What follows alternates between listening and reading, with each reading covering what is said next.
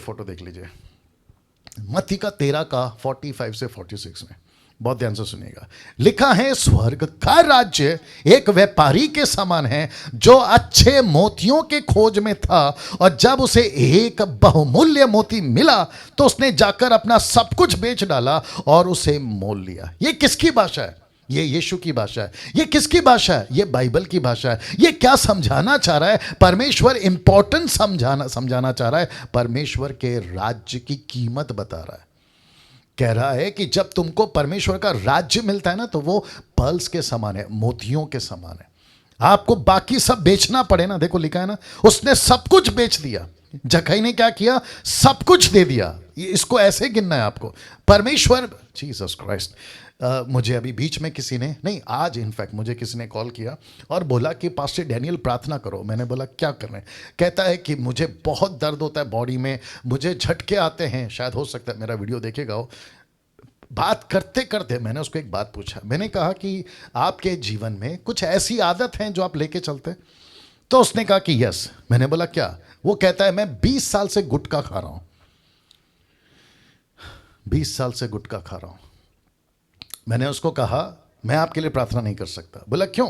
मैंने कहा जब तक गुटखा नहीं छोड़ोगे, मैं यीशु से प्रार्थना कर कर यीशु की डांट नहीं सुनना चाहता हूं, क्योंकि यीशु उल्टा मेरे को बोलेगा तू क्यों गलत काम कर रहा है डैनियल, इसके जीवन में मैं कैसे आ सकता हूं, क्योंकि ये व्यक्ति 20 साल से गुटखा खा रहा है। कहता है मुझे स्वीकार किया हुआ है, 3 साल से मेरे पीछे चल रहा है, लेकिन इसकी गुटखा नहीं छूट रही है।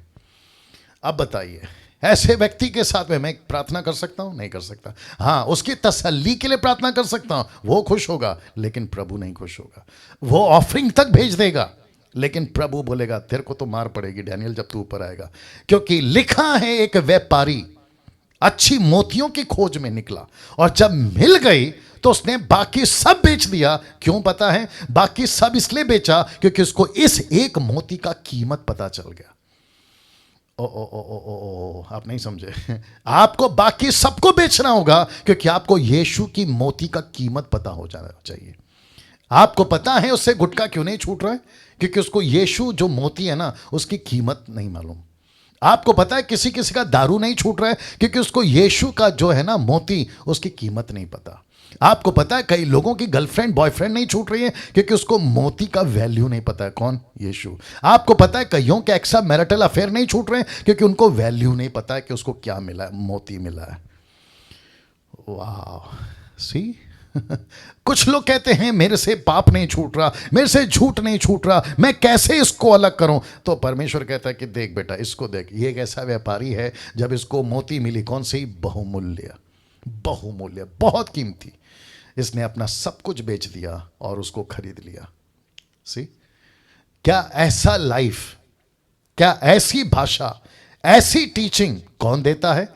यीशु के टीचर्स, यीशु के प्रीचर्स, जिसको उसने मसीह की देह में रखा है। मैं फिर कहता हूं, अच्छे टीचर को साथ में रखो, अच्छे टीचर को साथ में रखो। और यही कारण है कि हमने मसीह मंथन खोला है पूरे मसीह समाज के लिए, देश में नहीं विदेशों में भी। इसलिए नाम रखा है मसीह मंथन वर्ल्ड ग्रुप। आपका मैं वेलकम करता हूं। अगर आपको हम मसीह मंथन वाले, आपको यीशु की तरह सही शिक्षा देने वाले, पौलुस की तरह सही शिक्षा देने वाले, पतरस की तरह सही शिक्षा देने वाले लग रहे हैं, आपका स्वागत है। आइए हमसे जुड़िए और मिलकर मसीह की देह को तैयार करेंगे। या ना